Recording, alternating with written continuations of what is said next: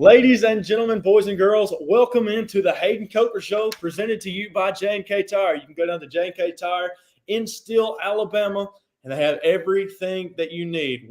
And on your next purchase, you can mention the Hayden Coker Show, and you can get $10 off of your next service. Ladies and gentlemen, welcome into the Hayden Coker Show, presented to you by J&K Tire. I'm so happy to be back after the past weekend. It's been such a fantastic weekend of football. We had Bama beat LSU by 42-28. We had Auburn beat Vanderbilt.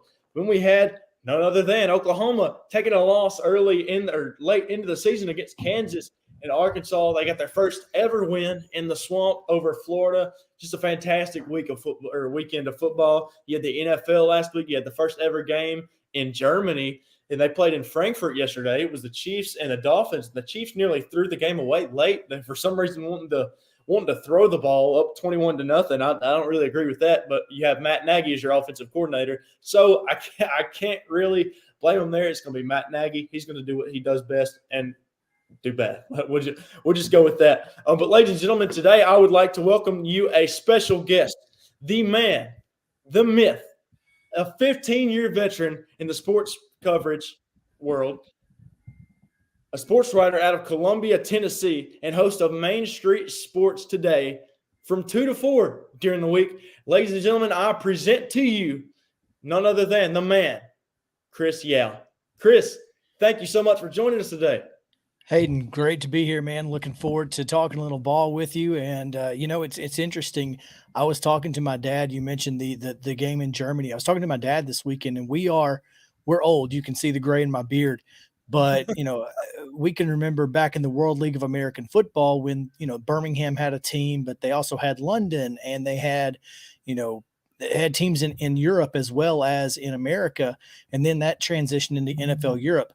And I love these games over there, but I wish they would make one of the teams wear an NFL Europe throwback, like the Frankfurt Galaxy or the London Monarchs. How cool would that be? Instead of the Chiefs, it's like they had to wear the Frankfurt Galaxy jerseys.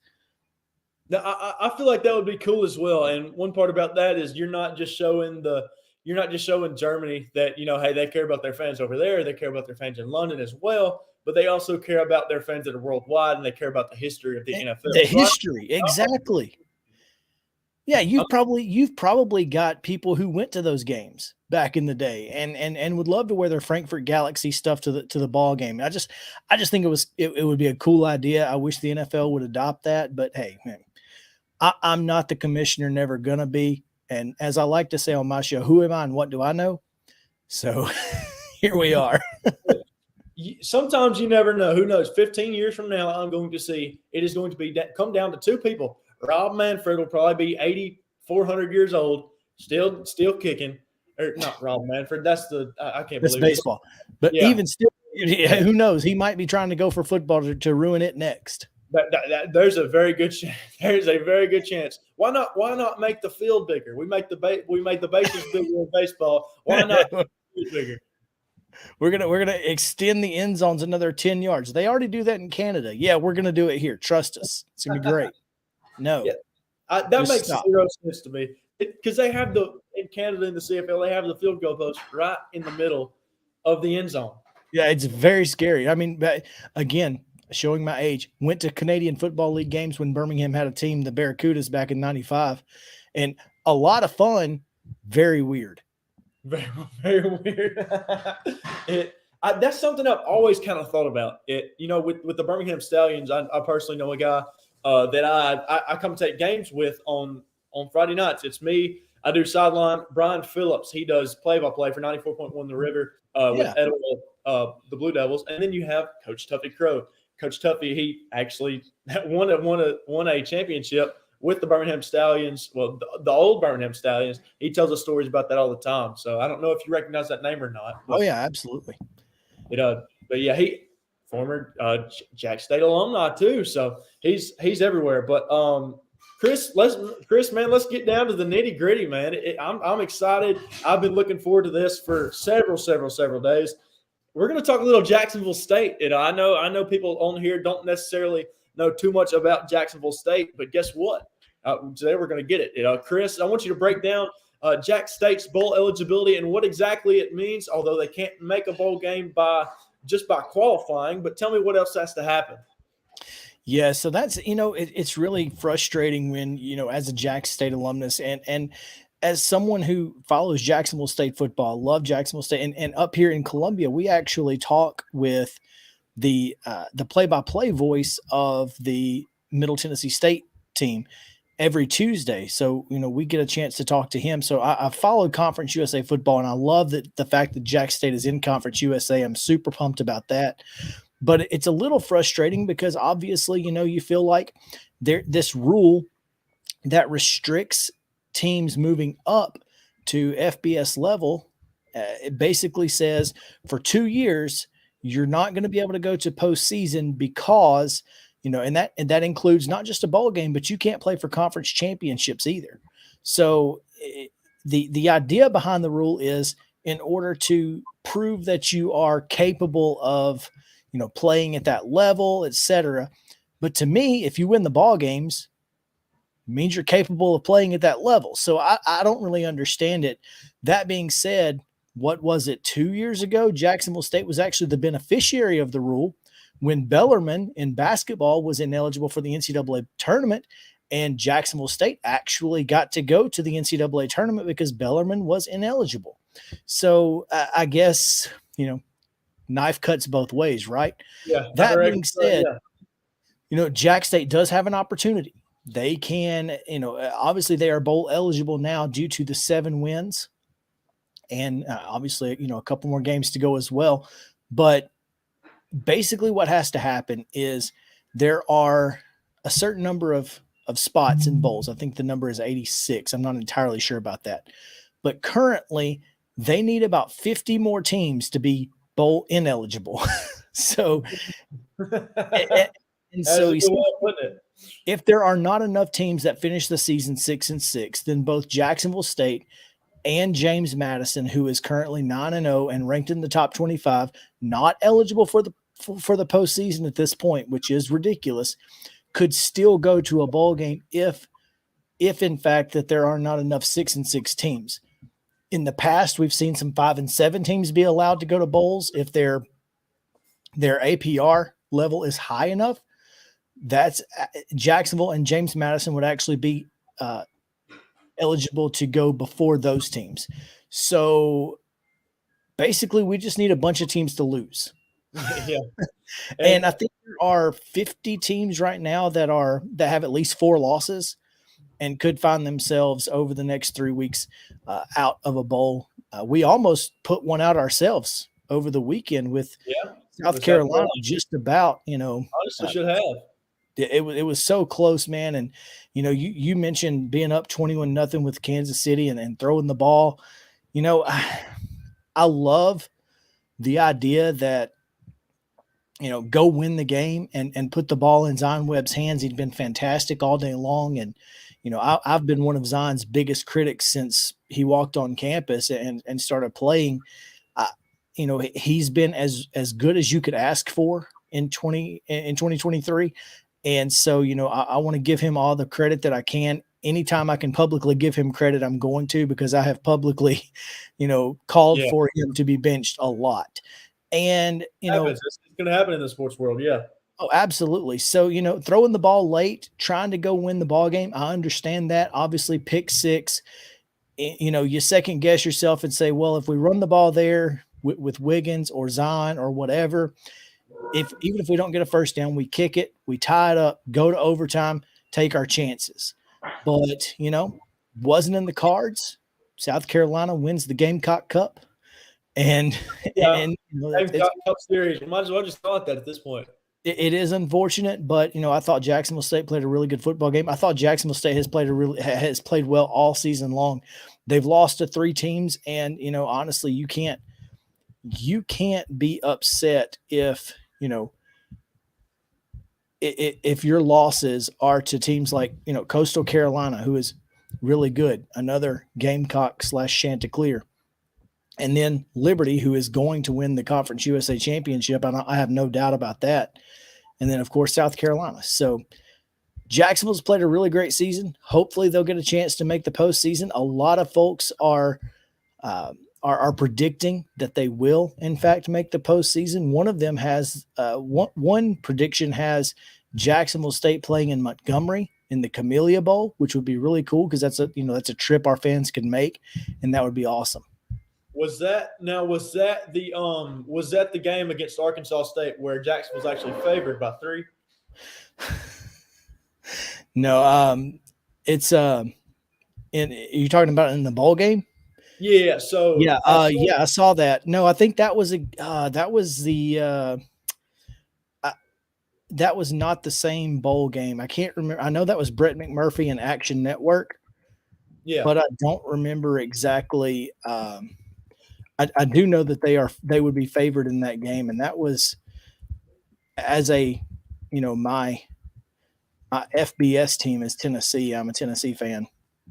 Okay, we accept it. We accept it. I'm not an Alabama fan, so we accept it. Trust me, it's okay. Well, it's it's a long story, and it is what it is.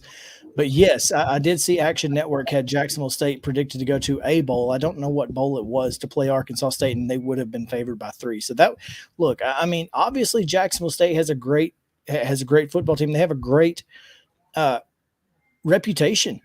I mean, you don't beat teams like Florida State and or Ole Miss and take Auburn to overtime and back in 2009 with Ryan Perilou took Florida State all the way up to, they beat them for 59 minutes and 11 seconds. It was the last 49 seconds of the game that Florida State ended up taking the lead and winning. You don't do that and not get a great reputation for being, competitive at this level. And no matter who the coach is, whether it was Jack Crow, Bill Clark, John Gross, as much as I didn't like John Gross, he certainly, had some success. And then now, of course, with Rich Rodriguez, it just feels like this, it's not just a team, it's a program. And our program at Jacksonville State has certainly gained respect of teams across the country. Absolutely. And one thing I wanted to touch on was, so a few years ago, so obviously I was not a student at Jacksonville State yet. It was the year that Jacksonville State knocked off Florida State. I had two of some really good friends that were students at Jacksonville State. And one of those friends just happened to be running the board for WKXX 102.9 while they were a Fox Sports station at the time. Now they're a country music station, but he was running the board for them and had the game on actually in there and had videoed it and put it up there and had put it all over Snapchat and everything. It was going crazy. And then my buddy, he had reposted it, and I know he was going crazy because him and his dad watched the game. They were telling me the story about it. And that is actually a Jacksonville State game that I did not get to watch that I wish I would have gotten to watch. Unfortunately, I had to see it unfold on Sports Center as a highlight or later. Yeah, I was at a bar in Nashville watching it, and which one? That's a great question. I don't remember the name of Corner Pub, I think. But we had just had my 3-year-old had just been born, and so my wife knows how I watch football.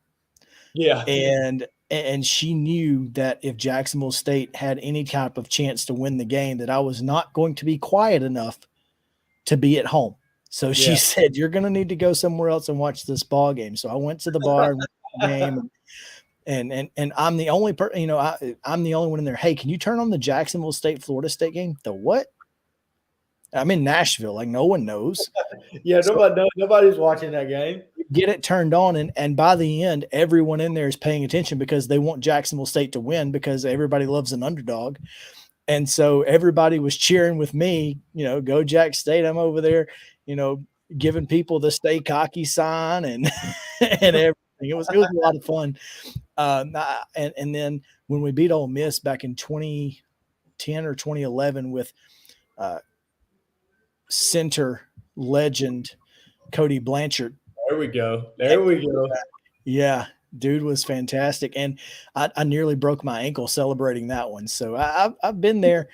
And then Auburn overtime, man, I'll tell you, I was in a house full of Auburn fans. I was And at that game. You want to talk about awkward? People were not happy with me. Oh, no. I mean, they were already frustrated with what was the quarterback? Jeremy Johnson. Yes. He's done like So 4 games. they're already frustrated with him. And then I'm over there cheering because they're losing because, hey, it's my team. I'm excited. Let's go Gamecocks. Yeah. And so I nearly got kicked out of that house. Thank goodness for Rock Thomas scoring in overtime and letting me stay to keep hanging out. Otherwise, I might have been walking home. But yeah, it's being a Jacksonville State fan is interesting because people love the underdog stories and they love when we beat the FBS teams and whatnot, but then they want to crap on you when you talk about wanting to be bowl eligible. They're like, what, you hadn't even played anybody. Well, exactly, yeah. I mean, who cares? We just took. I know South Carolina's 2-6 or 3-6 now. I know that doesn't matter. It's the SEC team though. But they're an SEC team, and we just took them to the wire. So, I mean, I'm not saying that we could compete day in, day out in the Southeastern Conference. That's silly. Yeah. But to just act like it's kind of like spring football. People crap on spring football, but 90% of those players they were cheering for on Saturday, and as soon as they leave and go play in the XFL or the USFL, they just immediately stink. They're no good anymore. Yeah. Even though you were talking about how great they were on Saturdays, now that they play on Sundays, but not the NFL, they're not good. It doesn't make any sense. It's very weird, and because it's almost like an amateur league, I guess. I guess it would be pro, but it's not the highest. Yeah, but it's like, oh well, they play arena football. They're not any good. Yeah, well, exactly. It's silly. Yeah, I don't necessarily know how, because they're professional athletes, And yeah, I mean, you couldn't do that. Translate. It's not always going to translate. But people are always going to be the hater of the group. Like I've said within the past few days, I think 100 times, everybody's going to have an opinion. Unfortunately. Well, it's like that guy who was, one of the worst players in the NBA who said, "I'm closer to LeBron than you are to me." I mean, those football players are closer to the NFL than you are to being as good as they are. So, I mean, just let's calm down. Exactly. And that's always kind of what I think about, because I remember do you remember Carlos Boozer? He played at one point. Yeah. So I remember watching him play one game, and I remember him just being absolutely terrible. I airballed 2 or 3 shots.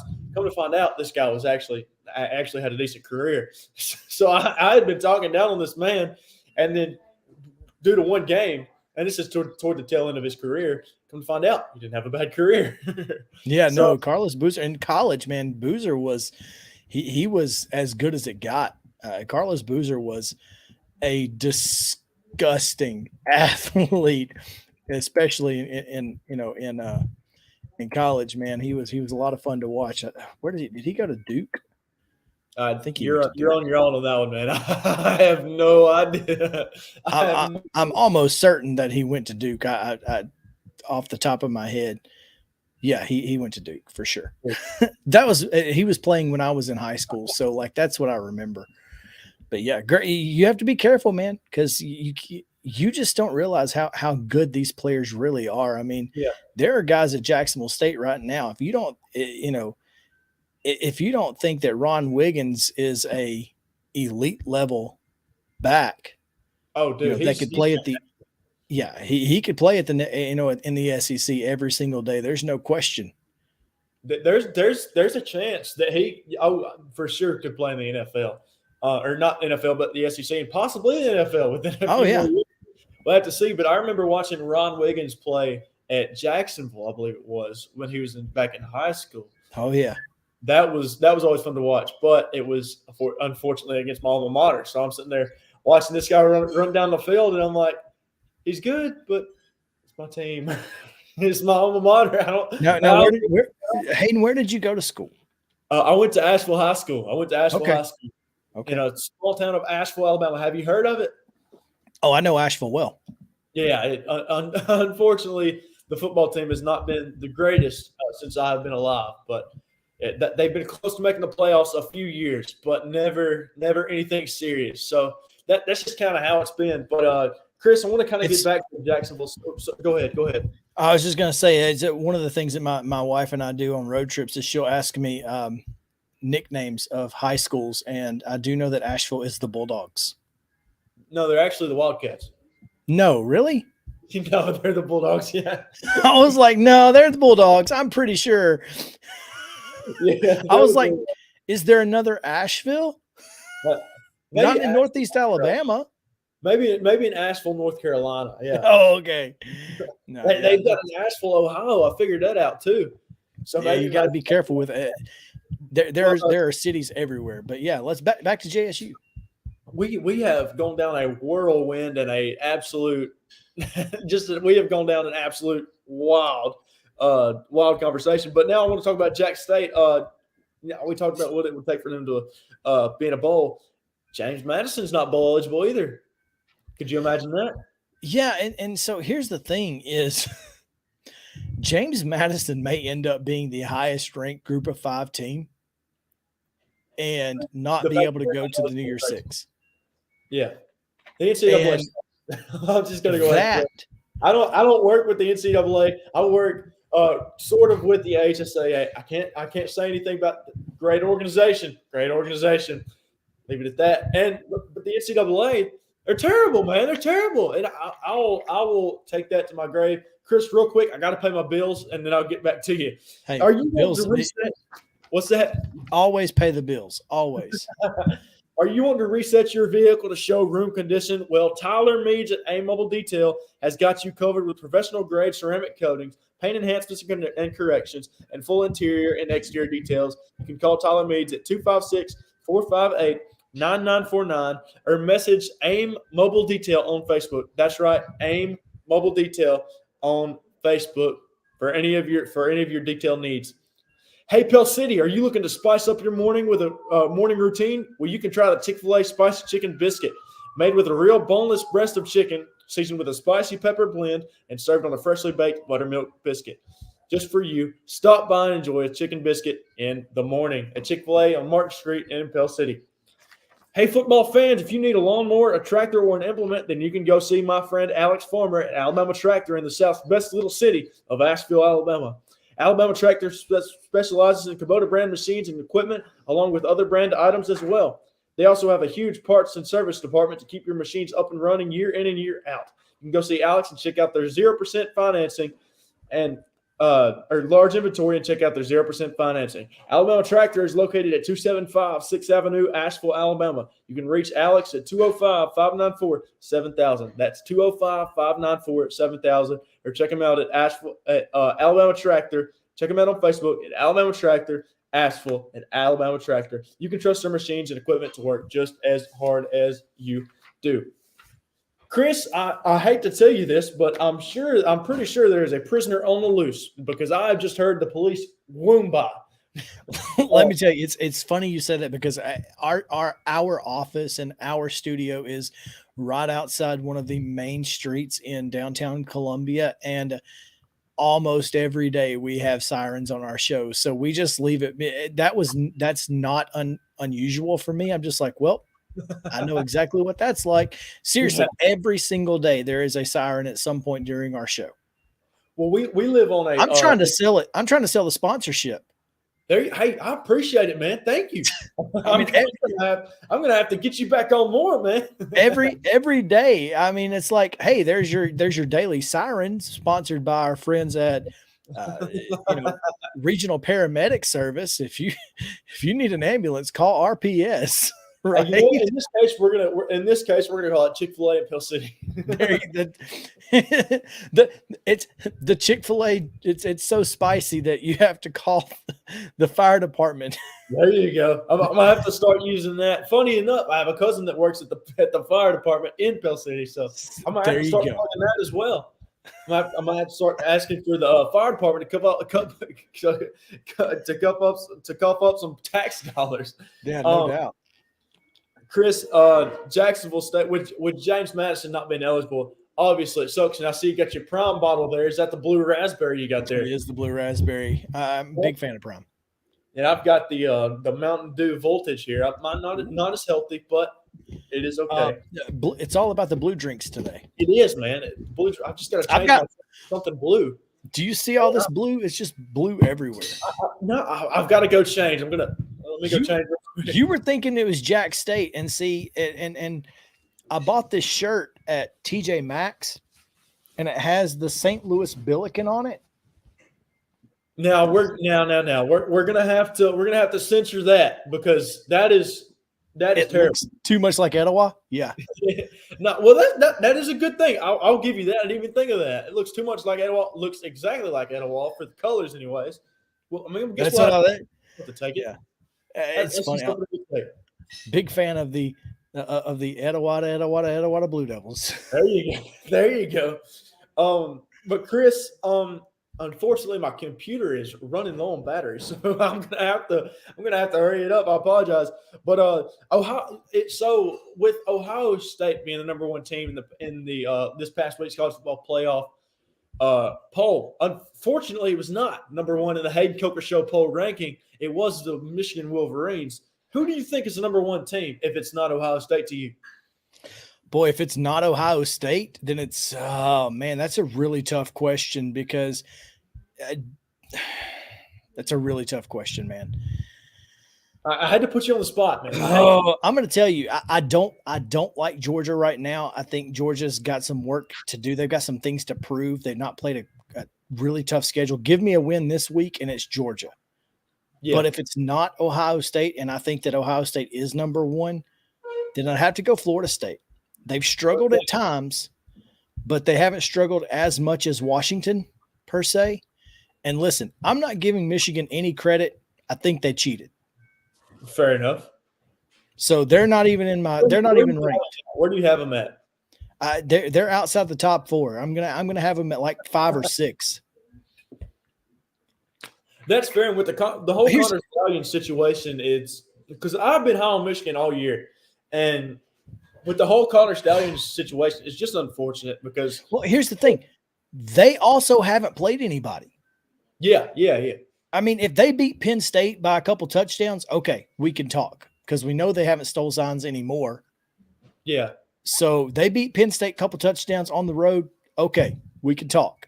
But until then, they've not beaten anybody. Georgia's not beaten anybody. Ohio State has the best resume. It's not a great resume. Whoa. Are you hating on the Missouri Tigers, man? I'm saying that. I mean, it was a home game. Had it been on the road, that's a big win.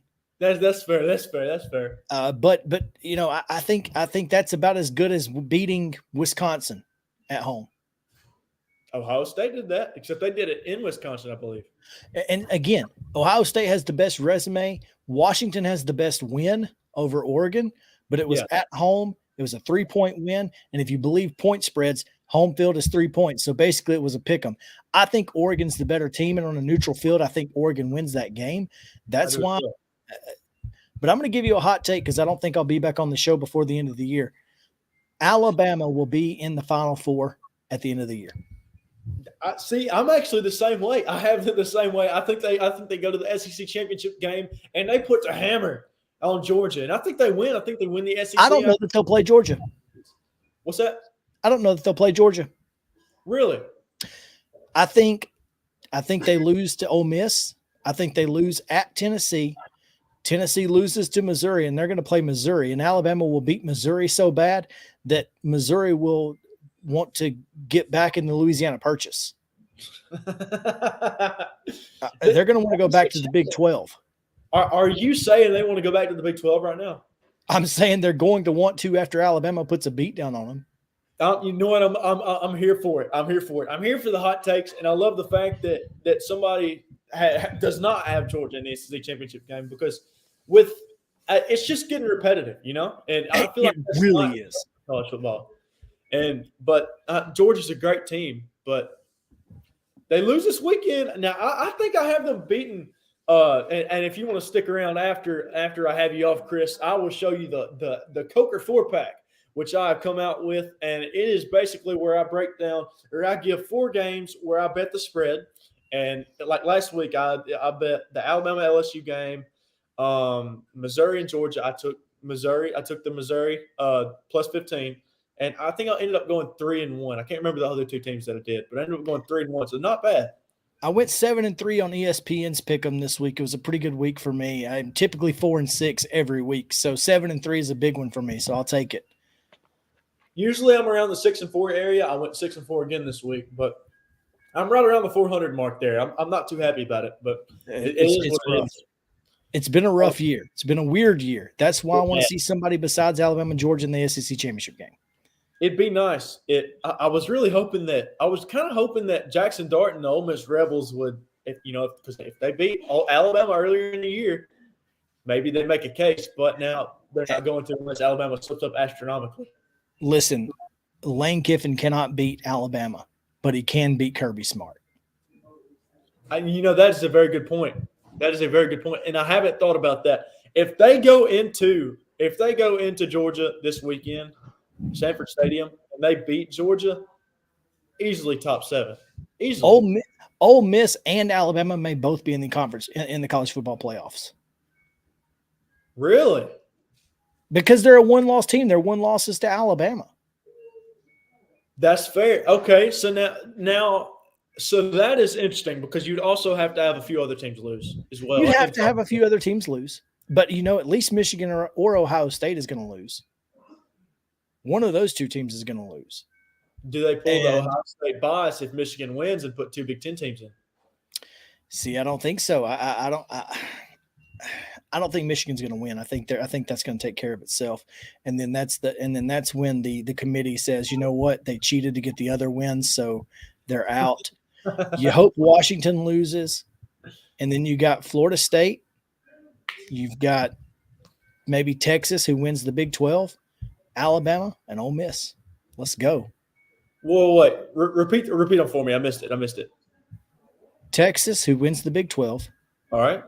Alabama and Ole Miss, and then Ohio State. That is an interesting one, man. That is very interesting. So do you think – or Florida State. I guess Florida State would need to lose. Yeah. And they need to lose to somebody bad. I think Oregon would need to lose again. I do. Oregon's loss being to Washington, maybe. I don't know, man. But Ole Miss will have a win over the number 1 team or the number 2 team. That's the difference, is that Ole Miss would have a win over Georgia. Oregon's not going to have that. That's fair. Now, if they meet in that's an interesting take, and I like that. I'll have to talk to you more about that, Chris, within the upcoming days. But you better get to your 4-pack before your computer dies. Yeah, I know I got to, man. Chris, thank you for joining us, brother. I highly appreciate it, ladies and gentlemen. The one and only Chris Yao from Main Street Media. Thank you, buddy. I appreciate it. Enjoyed it, man. We'll talk to you again soon. Absolutely, brother. You have a fantastic rest of your night and a great week. You too. Thank you, brother. Ladies and gentlemen, that is Chris Yao from Main Street.